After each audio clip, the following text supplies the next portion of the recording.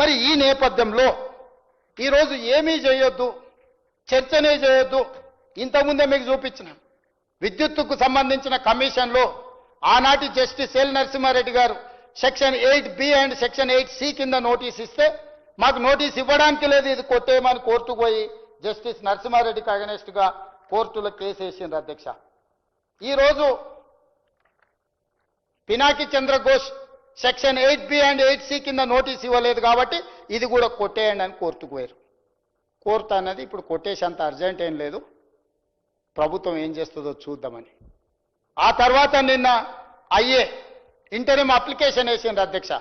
అసెంబ్లీలో చర్చ చేసిరు కానీ నన్ను మా మామని ఏం అనొద్దు, మేము దొంగతనాలు చేస్తూనే ఉంటాం, దోపిడీలు చేస్తూనే ఉంటాం. ఒక ఆయన ఎర్రవల్లిలో ఫామ్ హౌస్ 1000 ఎకరాల్లో కట్టుకుంటాడు, ఇంకొక ఆయన జన్వాడలో 25 ఎకరాలలో ఇంకొక ఆయన కట్టుకుంటాడు, ఒక ఆయన మోయినాబాద్లో కట్టుకుంటాడు, వాళ్ళ ఆడబిడ్డ శంకరపల్లిలో కట్టుకుంటుంది, సంతోష్రావు గారు ఇంకెక్కడో కట్టుకుంటారు. 100 ఎకరాల ఫామ్ హౌజులు, 1000 కోట్ల రూపాయల ఆస్తులు, టీవీలు, పేపర్లు, పెట్టుబడులు ఎక్కడి నుంచి వచ్చినాయి అధ్యక్ష?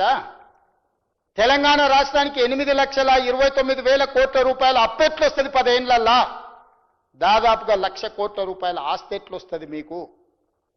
ఆ టెక్నిక్ ఏందో తెలంగాణలో 18 ఏళ్ళు పైబడి 35 ఏళ్ళ లోపల ఉన్న వాళ్ళు 65% జనాభా ఉన్నారు.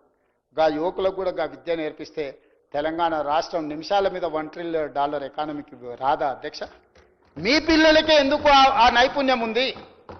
మీ పిల్లలే ఎందుకు ఇంత వేగంగా 1000 కోట్ల రూపాయలు సంపాదించిండ్రు? 100 ఎకరాల ఫామ్ హౌస్లు ఎక్కడి నుంచి వచ్చినాయి? భవనాలు ఎక్కడి నుంచి వచ్చినాయి? బంజారా హిల్స్లో ఆస్తులు ఎక్కడి నుంచి వచ్చినాయి?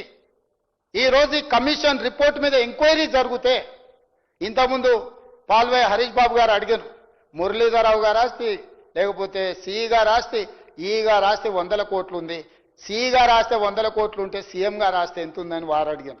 ఆ ఎంతుంది తేల్చనికనే ఈరోజు విచారణ చేద్దామంటున్నాం అధ్యక్ష. కొలసనిక మా దగ్గర టేపు లేదు, తూకం వేయడానికి మా దగ్గర తూకాలు లేవు అధ్యక్ష. ఇవన్నీ తూకం వేయాలంటే అంత ఎక్స్పర్టిజం కూడా ఉండాలి అధ్యక్ష. అందుకే అధ్యక్ష ఈ సభలో